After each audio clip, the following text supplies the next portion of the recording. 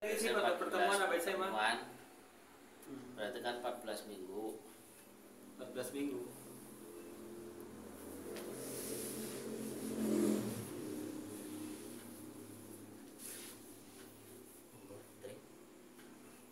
So, faktor dibuka lah, faktor.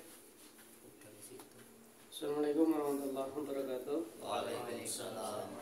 Alhamdulillahirabbil alamin. Wassalatu wassalamu ala asyrofil anbiya'i wal mursalin wa ala alihi washabihi ajmain.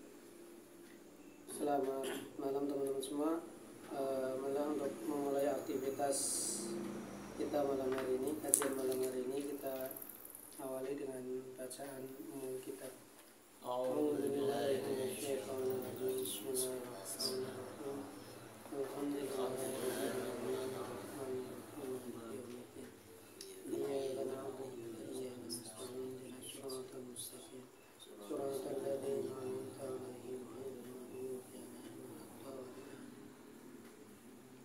Baik, terima kasih teman-teman. Semoga dengan bacaan umum kitab apa yang akan kita lakukan menjadi amal ibadah kita. Salawat dan salam tidak lupa kita senantiasa sampaikan kepada junjungan kita Nabi Muhammad SAW, para keluarga, para sahabat, para tabiin, dan pengikutnya hingga akhir zaman. Baik teman-teman, untuk meningkat waktu, marilah kita ikuti kajian malam hari ini yang akan disampaikan oleh Ustaz Hayyan. Assalamualaikum warahmatullahi wabarakatuh. Bismillahirrahmanirrahim. Wassalatu wassalamu ala Rasulillah wa ala alihi wa sahbihi wa man wala. Qala Allah Ta'ala fil Qur'anil Karim, a'udzu billahi minasyaitonir rajim. Bismillahirrahmanirrahim. Min ayatihi an khalaqa lakum min anfusikum azwajan litaskunu ilaiha wa ja'ala bainakum mawaddatan wa rahmah. Inna fi dzalika la ayatin liqaumin yatafakkarun. Amma ba'd. Ya ayyuhal hadirun rahimakumullah, pada seluruh peserta kajian rutin yang dirahmati Allah, mari terlebih dahulu kita manjatkan puja dan puji syukur kehadirat Allah Subhanahu wa taala bil qaulina alhamdulillahirabbil alamin, yang mana kita masih dipertemukan oleh Allah dalam rangka mempelajari tentang ilmu-ilmu kehidupan, baik itu tentang ibadah ataupun yang lainnya. Salawat serta salam kita curahkan kepada junjungan kita Habibana wa Nabiyana Muhammad sallallahu alaihi wasallam, yang kita harapkan syafaatnya besok di yaumil qiyamah. Allahumma amin ya rabbal alamin. Masih tema yang berlanjut tentang malam Senin yang pada waktu itu saya berpegang misi kewajiban sebagai seorang suami. Kemarin sampai dengan terakhir itu sandang, papan, pangan, ya. Itu kewajiban seorang suami. Yang selanjutnya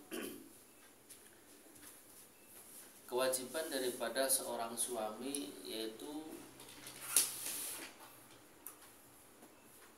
berlaku bukan berlaku. Jadi kita itu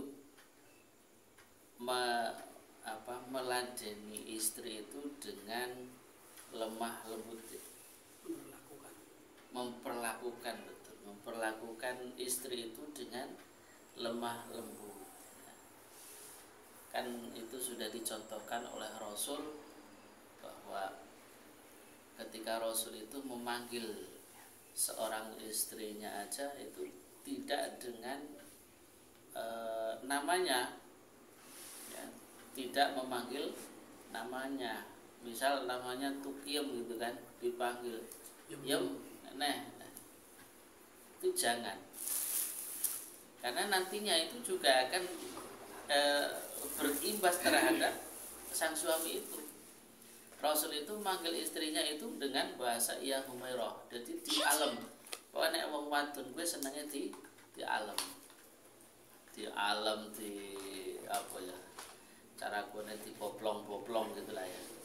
Jangan memperbanyak permasalahan gitu.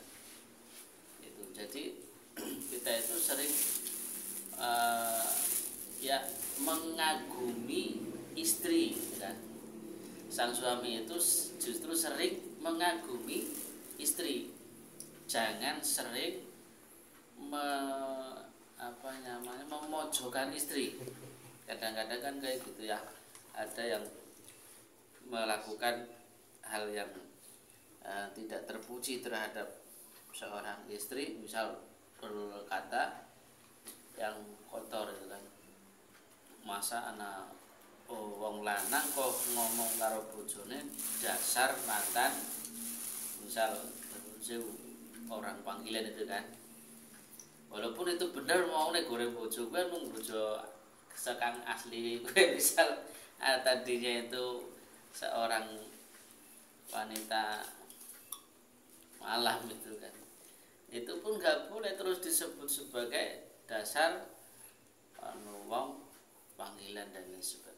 Intinya ketika itu sudah menjadi istri kita, ya perlakukanlah sebagai istri yang terbaik, agar kita itu menjadi baik juga di hadapan istri.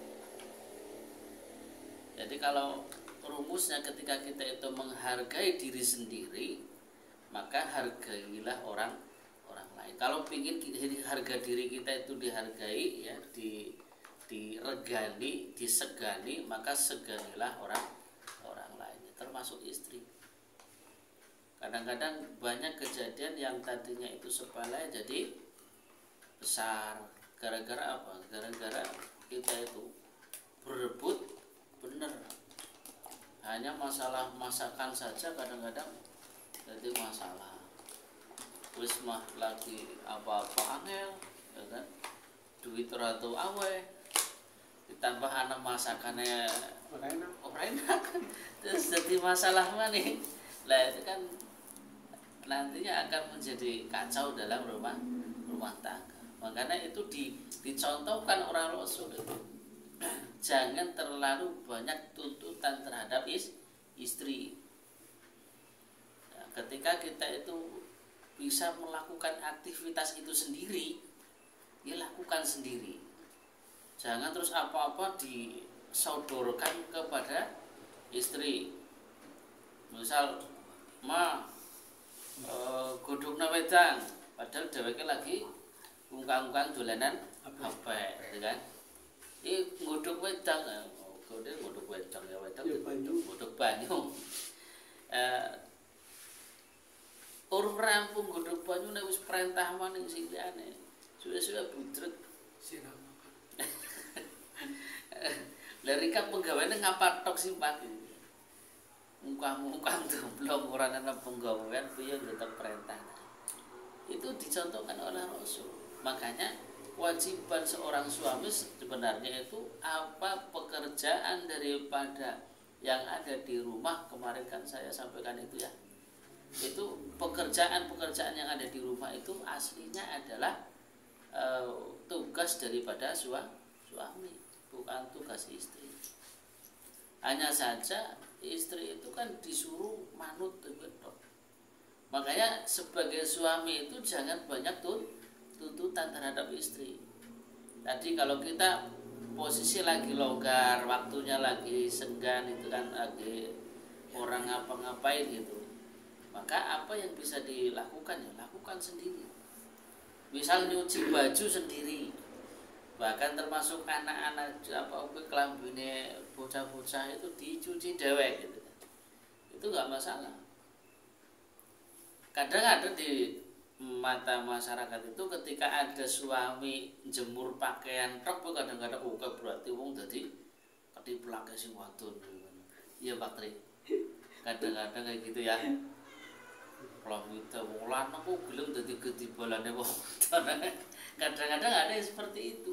Padahal itu yang justru yang baik yang kayak gitu. Ketika tidak ada pekerjaan yang lain, posisi lagi nganggur kayak Pak Tri tadi cerita, aku nek ngepel rumah gue sampai rong jam, ya gue aslinya memang tugas suami. Posisi lagi nggak ada pekerjaan, ya kerjakan, lakukan apa yang bisa dilakukan di rumah, itu kan. Orang kadang-kadang sebagai suami wis sing penting anak sing diperintah iki, wong wadon nembe bali kerja misal kayak pegawai kan bali sambil waktu jam 2 ya Istri mesti jalan jam 3, jam 4. jam 4 lah nembe bali kerja tekan rumah terus disodori pekerjaan mandi.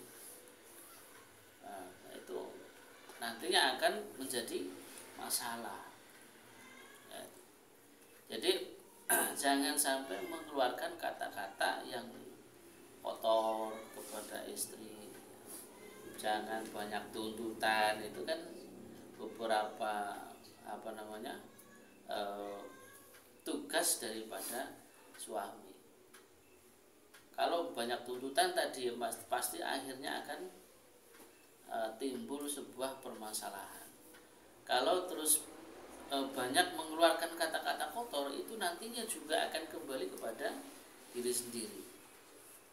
Misal kok ya banyak lah ya kata-kata yang tidak semestinya harusnya dikeluarkan di dalam rumah tangga. Itu kadang-kadang kita sok dengar gitu kan, tetangga sok ada yang bilang kayak gitu. Nah itu kan gak baik, apalagi sampai misal ngamuk terhadap barang-barang ana piring penting perang dan lain sebagainya. Itu kan sebenarnya rugi dewek.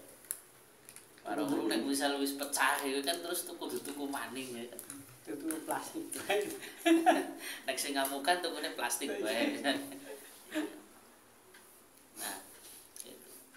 Terus lagi tugas daripada seorang suami itu juga jangan, kalau perintahnya itu kan gaulilah istri-istrimu itu dengan bil ma'ruf, dengan baik ya, jangan sampai menyakiti ya kan. Kayak sekarang itu banyak kejadian itu yang sampai menyakiti terhadap istri karena terbawa oleh apa ya, terbawa oleh tontonan mungkin ya, kayak main. Jadi akhirnya tekek gue bisa dibilang. Hah? Terbawa nang tekek, nang tekek. tekan ekonomi. Oh. Enggak, maksudnya kayak main itu mukul duluan ya. Iya, kayak kebiasaan yang enggak itu yang enggak harus dilakukan gitu kan. Yang kemarin ada kan di berita itu sampai istrinya itu mati itu.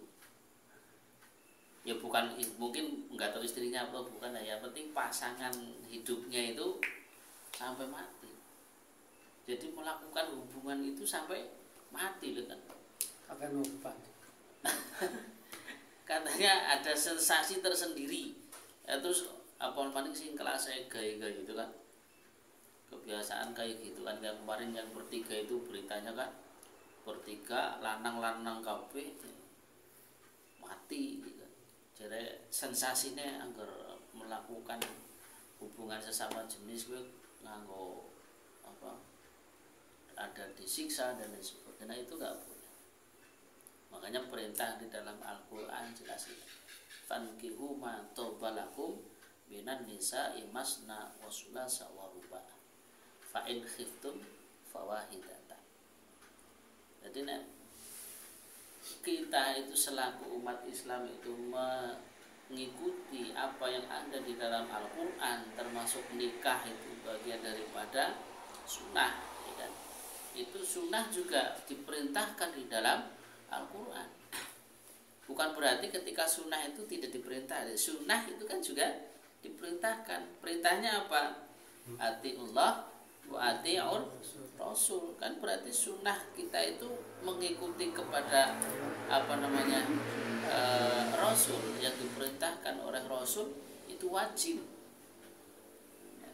Sunnah tapi wajib diikuti. Ya makanya kalau di dalam istilah balaghah itu luar biasa. Makanya pondokan itu kan mempelajari tentang balaghah, mempelajari tentang alat-alat apa untuk membaca kitab dan lain sebagainya. Itu kadang-kadang bahasa-bahasanya itu susah untuk dimengerti.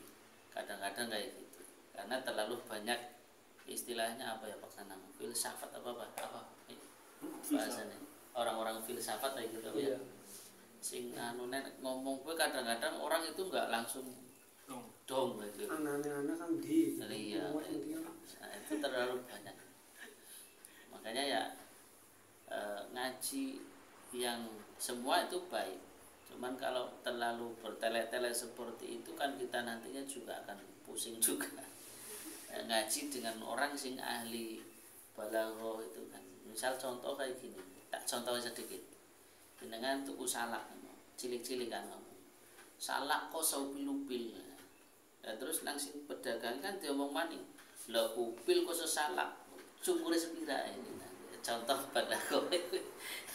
Jadi ilmu penghialan intinya kayak gitu. Debat kusir aja. Debat kusir akhirnya karena sing siji paham sing siji ora kan akhirnya debat orang kena. Nah, ngaji yang baik kayak gini sebenarnya. Jadi langsung praktek ya dalam kehidupan yang lagi dilakoni itu kan nantinya bisa mengaplikasikan terhadap keluarga kita. Tadi kembali kepada pembahasan bahwa kita dalam mengarungi hidup berkeluarga itu tidak hanya sebatas mengguguni hawa nafsu. Kita semua itu menjalankan aktivitasnya itu sesuai dengan perintah atau menjauhi larangannya. Ketika larangan itu jangan dilakukan. Misal kalau kita karena tadi bil ma'ruf kita itu harus berbuat terhadap istri itu dengan cara yang baik. Karena apa? Misal udah ada larangan ketika ada palang merah itu nggak boleh dibuat, kan? Iya Pak Tri, nggak boleh. Kenapa? Itu ada efeknya. Iya, bisa timbul kepada misal kena kista dan lain sebagainya. Banyak ya, termasuk pengkeroposan tulang kor itu bisa keropos. Karena itu makanya Allah ketika melarang sesuatu itu bukan tanpa alasan. Walaupun ketika ada larangan kita nggak boleh mencari-cari alasan atau nggak boleh mencari-cari ilatnya kenapa sih Allah melarang. Ketika Allah melarang ya udah gitu jalanin aja. Kalaupun itu tahu bahwa alasan kenapa Allah melarang ya nggak masalah. Karena memang ketika Allah itu sayang terhadap umatnya, Allah itu sayang sekali dengan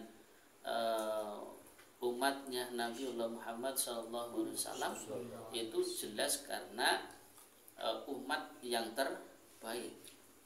Umat yang terbaik yang di situ dikatakan bahwa umatnya Nabiullah Muhammad SAW itu walaupun umat yang terakhir dalam kehidupan yang terakhir, tapi umat yang paling pertama itu dimasukkan ke dalam surganya Allah. Kayak gitu.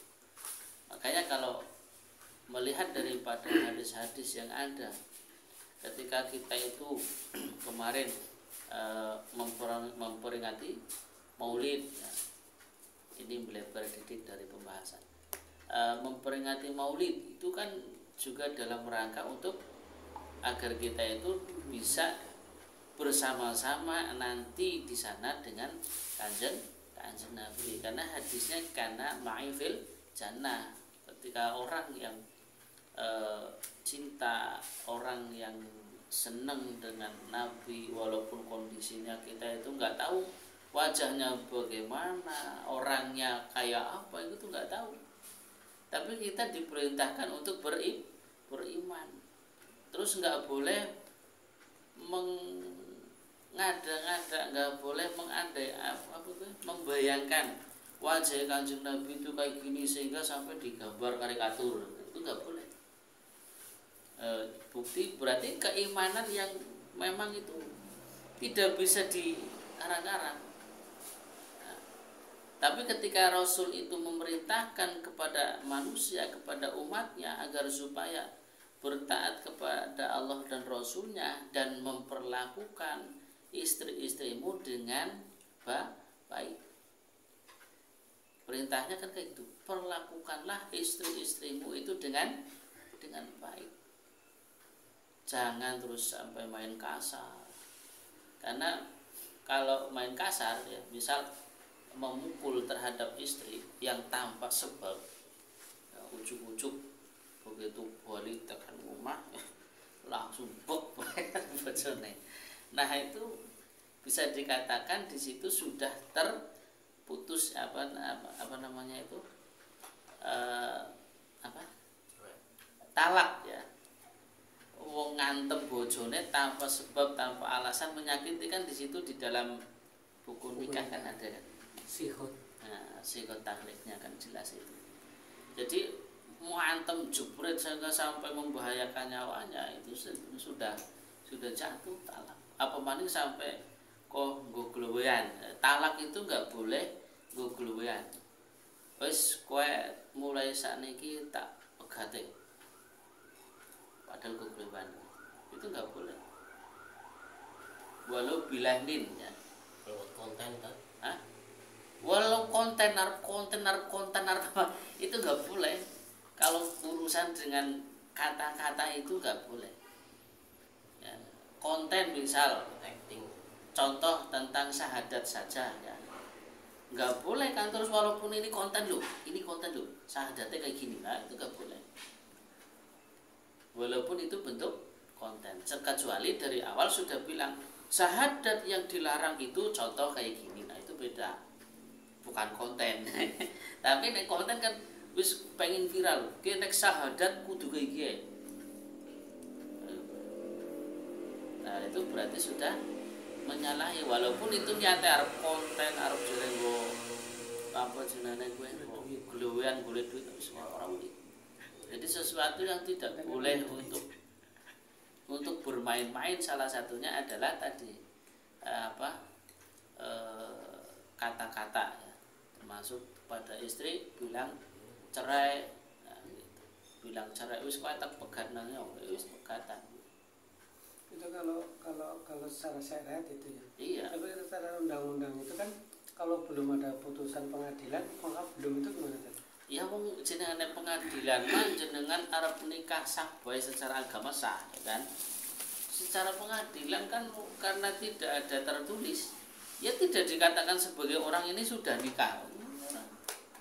Karena itu. Makanya kalau melihat daripada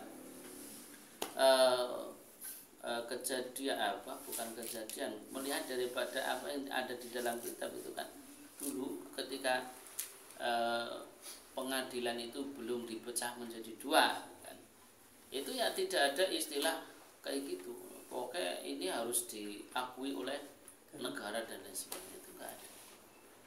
Yang penting sudah sah secara agama ya wis. Kayak gitu. Begitu juga untuk mengatakan talak itu iya, walaupun jare urung ditanda tangan itu wis haram. Enggak boleh terus kan urung ana tanda tangan negara lah.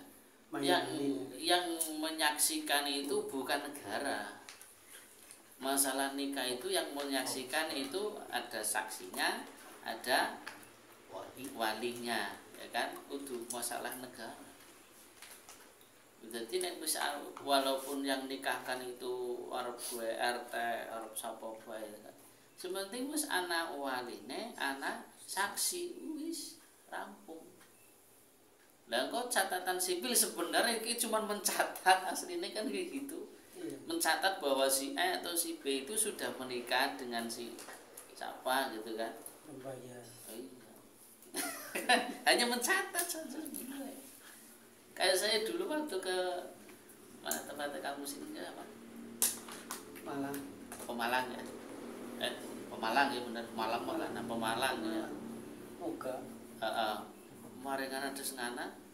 Tekan kana nikahna si cara nang apa penghulu ya. Penghulune ora teka. Penghulune ora teka sing ana guru kiyaine karo aku sing sebagai saksi kang wong lanang ya. Terus rampung dongan nembe teka penghulune. Wis teka nembe ya saya itu ya tugasnya hanya mencatat. Wis nikah wis ya wis mencatat kok. praktis po. Uli wis nyata tok uli bayaran. Jadi orang ribet sebenarnya asli nikah itu ya nikah. Sekarang bukunya buku online. Jadi nggak kayak Iya barcode karena ada permainan-permainan sehingga semua itu dipersulit. Makanya kata-kata itu nggak boleh dipermainkan, baik itu dalam ibadah ataupun dalam nikah ya. Nikah terus apa maning nang ngarepe bocah misal gawe omongan mamane tulis sok koyo gitu misalnya gitu. Ada kan sekarang kayak gitu ya, malah ngadune karo anak mamane tulis sok kayak gitu sehingga anak itu bisa mencerna. Sehingga sampai dewasa itu nanti aplikasinya itu sampai kemudian wong tuaku begini akhirnya tekan anaknya menurun kayak gitu. Jadi hal-hal yang seperti itu di dalam agama itu nggak boleh untuk main-main. Yang selanjutnya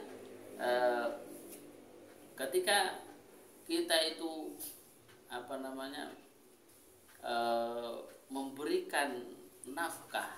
memberikan nafkah itu nggak boleh terus diungkit ya, nggak boleh diungkit. Nafkah yang kita berikan terhadap istri itu nggak boleh terus diungkit. Misal diungkit kayak gini, kan pengen wis teko semene mak, musuh yo semono enteng, itu nggak boleh loh. Yang selama ini banyak yang terjadi kan kayak gitu. Umum. Ya, Umumnya bertanya sih. Umum ya Pak Nana. Tapi itu nggak boleh. Gitu. Tidak bolehnya gimana tak? Coba. Tidak bolehnya itu bisa kalau dikeluarkan misal bojone misal anu maning balik maning wis iki diitung duit semono kon jenengan arep mungkin maning siki nggo tuku ge semene itu.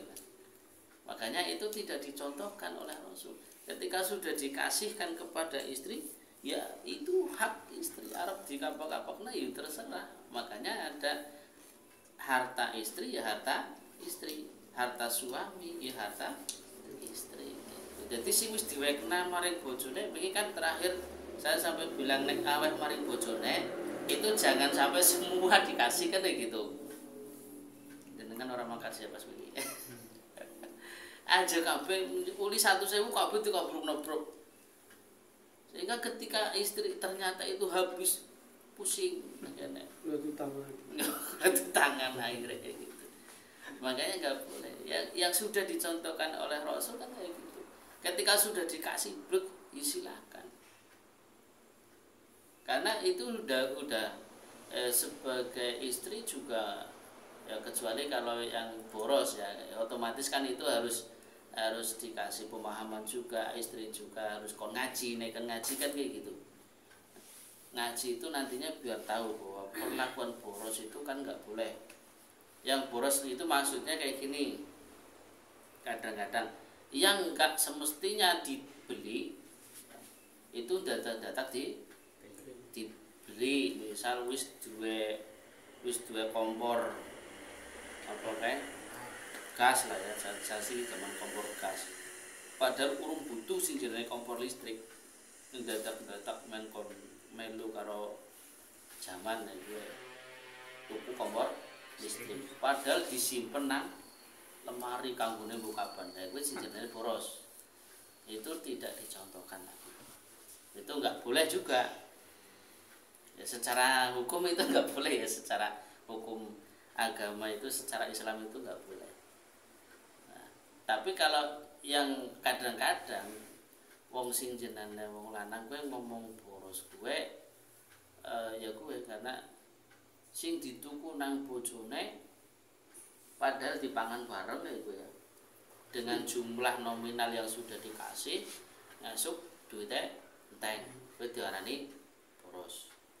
Ini mesti Padahal bukan itu yang dimaksud boros. Boros ya tadi yang dihukumi boros itu sesuai dengan hukum Islam ya. Ketika itu tidak semestinya untuk dibeli, misal kayak gini tremos ya. Tremos sing lawas masih bisa tinggo. Ya, sing tremos model zaman masih ditutup kayak gini masih bisa tinggo. tuku sing anyar maning sing kae gletak. Tuku dispenser. Tuku dispenser. Ya, intinya mengubah-ubah barang sing ora kudune dienggo. Sampai-sampai Kanjeng Nabi itu kan angger dewek bali kerja tekan ngomah gue kene apa jenenge melu karo laku lampai Kanjeng Nabi kan nek Kanjeng Nabi gue begitu kerja boleh duit sing diweken maring bojone engko terus luwihane gue diweken maring wong sing membutuhkan. Jadi ora disimpen. Angger asana simpen dan Kanjeng Nabi gue ora isa turu. Angger dhewek ora isa turune gara-gara ora duwe duit. Nek Kanjeng Nabi gue nek asih duwe duit ora bisa turu ki duit isi anak. Duit mriyang malah. Iya. Ki duit isi anak nang kantong. Angger kondisi bae khawatir mbok dadi pertanyaan padahal Kanjeng Nabi wis kena masuk ora bakalan kondi ana dosa kayak gue. Nah, kok kenapa masih seperti itu? Tujuannya kayak gitu sebenarnya agar ben kon umat gue nyontok maring apa yang dilakukan oleh Kanjeng. Jadi kayak gitu. Mungkin itu aja dulu. Ada yang bertanya? Kalau yang tadi kan talak, kalau pernah ngucapin kayak gitu talak